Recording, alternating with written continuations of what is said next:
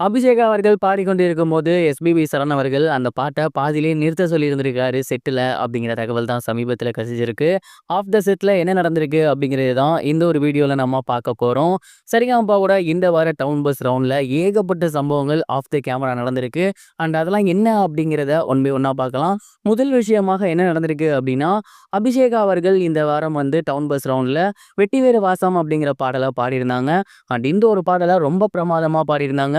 வந்திருந்த சீஃப் கெஸ்ட்டான விஜய் ஆண்டனியாக இருக்கட்டும், அங்க இருக்க ஜூரிஸாக இருக்கட்டும், நடுவர்களாக இருக்கட்டும், எல்லாருமே வியந்து பார்க்குற அளவுக்கான ஒரு பெர்ஃபார்மன்ஸ தான் அந்த இடத்துல அபிஷேகா குடுத்துருக்காங்க. அபிஷேகா பாடி முடிச்சதுக்கப்புறம் அந்த பாட்ட பத்தின ஏகப்பட்ட சுவாரஸ்யமான விஷயங்கள எல்லாரும் பகிர்ந்துட்டு இருந்தாங்க. குறிப்பா விஜய் ஆண்டனி அவர்கள்லாம் எந்திரிச்சு வந்து, "எனக்கு ரொம்ப பிடிச்ச பாட்டு. இது உங்க கூட சேர்ந்து நான் பாடணும்னு நினைக்கிறேன்னு" சொல்லி 2வது முறை அபிஷேகா அவர்கள் அந்த ஒரு பாட்ட பாடிட்டு இருந்தாங்க. அண்ட் அப்ப சடனா எஸ்பிபி சரண் அவர்கள் கண் கலங்கி அந்த பாட்ட பாதியிலேயே நிறுத்த சொல்ட்டாரு. அதற்கு மிக முக்கிய காரணம் என்ன அப்படின்னா, எஸ்பிபி சரண் அவர்களோட அப்பா எஸ்பிபியும் சரி, அதேபோல இந்த பாடல பாடியிருந்த மலேசியா வாசுதேவன் அவர்களும் சரி, மிக நெருங்கிய நண்பர்கள். அப்பலாம் அவங்க வீட்ல ஒண்ணா இருந்திருக்காங்க. சரண் சார் அவங்க வீட்டுக்கு போயிருக்காங்க. இப்படி நெறைய விஷயங்கள் நடந்திருக்கு. அவங்க ஒரு ஃபேமிலி ஃப்ரெண்ட்ஸா இருந்திருக்காங்க. இந்த பாடல கேட்கும்போது, இன்னைக்கு எஸ்பிபி சாரும் இல்ல, அவரோட ஃப்ரெண்டான மலேசியா வாசுதேவன் அப்பாவும் இல்ல. அவங்கலாம் எனக்கு நினைவுக்கு வராங்க. நீங்க பாட பாட அந்த ஒரு டேஸ்க்கு நான் போயிட்டேன் அப்படின்னு சொல்லி ரொம்ப எமோஷனல் ஆகியிருக்காரு.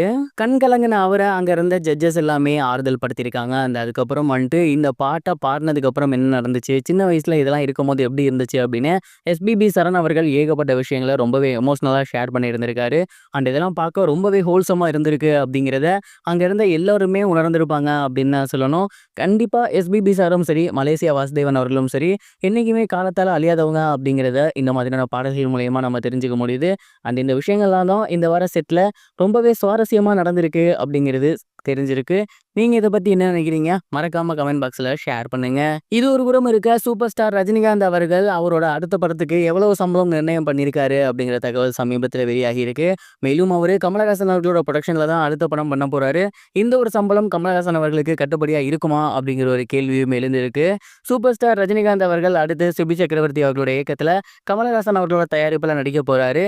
அண்ட் இந்த ஒரு படத்தோட ப்ரோமோ ஷூட்லாம் சமீபத்தில முடிஞ்சு வெளியாகி, ரசிகர்கள் மத்தியில மிகப்பெரிய ஒரு வரவேற்ப பெற்று இருந்துச்சு. அத தொடர்ந்து இப்ப அந்த படத்த பத்தின அடுத்தடுத்த அப்டேட்ஸ் வெளியாகி வந்துட்டு இருக்கு. அந்த வகையில சமீபத்தில தெரிய வந்திருக்க விஷயம் என்ன அப்படின்னா, சூப்பர் ஸ்டார் ரஜினிகாந்த் அவர்கள் இந்த ஒரு படத்துக்கு சம்பளமாக 220 கோடி சம்பளமா கேட்டிருக்காரு. அண்ட் இத பார்த்து கமலஹாசன் அவர்கள் பயங்கர ஷாக் ஆகியிருக்காரு. ஏற்கனவே மிகப்பெரிய ஒரு நட்டத்திலேருந்து வெளிய வரணும் அப்படின்னு தான் இந்த ஒரு படத்த பண்ணிட்டு இருக்காரு. இதுல சூப்பர் ஸ்டார் அவர்கள் இவ்வளோ பெரிய ஒரு தொகை கேட்டிருக்குது அப்படிங்கிறது மிகப்பெரிய ஷாக் ஆகியிருக்கு. இத தாண்டி சூப்பர் ஸ்டாரும் கமலஹாசன் அவர்களும் சேர்ந்து ஒரு படம் பண்ண போறாங்க. அந்த படத்துக்கு எப்படியா இருந்தாலும் 300 கோடி கேட்பாரு அப்படிங்கிற மாரி தகவல் வெளியாகியிருக்கு. பொறுத்திருந்து பார்ப்போம் என்ன நடக்க போகுது அப்படின்னு.